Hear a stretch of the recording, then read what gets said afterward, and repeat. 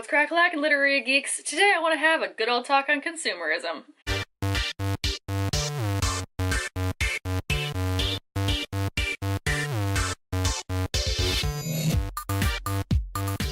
Consumerism in the booktube community is a big problem, and I'll admit that I am not doing anything to help not attribute to that problem. There are plenty of other videos online that have really great breakdowns, but I wanted to kind of do my own and just have it like a little bit more of a simple one. So here goes. To start off with, books cost a lot of money.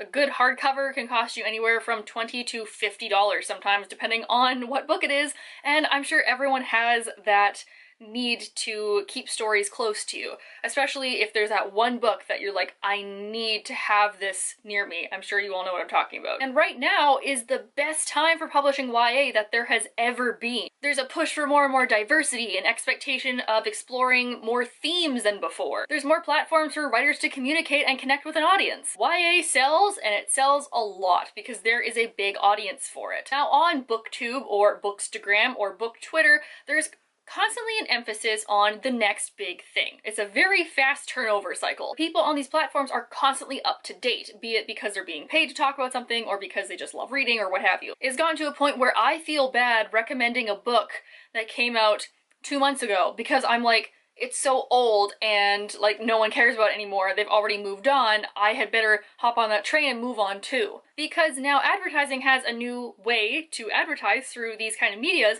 There has been a different emphasis on how books are hyped. I am more likely to get excited and spend my money on a book that I've been hearing be hyped on Booktube or on Twitter for months and months than I am if I'm just going into the bookstore and seeing it and being like, oh, that looks cool, I guess, maybe next time. And if you have everybody in the book community talking about the same book all at once, you feel like you need that book because you don't want to be left out. What if it's the new biggest thing? What if it's your favorite story? You could be missing out because all these other people are talking about it and they seem to love it. But do you ever notice that like 2 weeks later, everyone forgets about it and then no one ever talks about it again? The problem with this type of hype is that it's constantly focused on the next best thing. It's never focused on what you have. It's focused on what's coming out, who's coming out with new stuff, how many are coming out next year, what you need to look out for, what the next big thing is going to be. And I'm a good example here that Booktube and Book Twitter, Book Instagram focus on the aesthetic.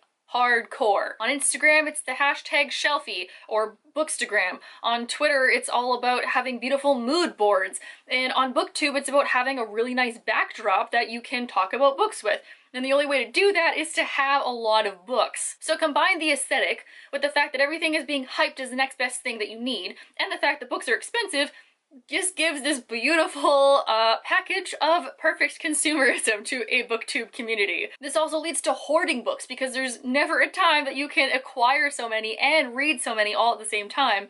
I mean, guilty as charged. But because the media in the book world has given me the same hype about every book that comes out, nothing special anymore. So everything is getting extremely hyped, which means that everybody is also getting extremely hyped about everything. But listen, you do not need to buy everything. You don't need to buy a book to be a booktuber. You can borrow stuff from friends, you can go to the library, you can get ebooks which are a lot cheaper and take up a lot less space in your life. If you want to buy books and spend your money on them, that's totally fine. That's what I have decided that I want to do, and I mean, I do have a nice bookshelf here, but if it was gone, I mean, I would have a lot of more space in my room, just saying. I also work at a bookstore and am part of a lot of advanced copy programs and publisher events, so that makes it really hard because they only help like bring the hype up more, so I have more and more that I need to be excited about.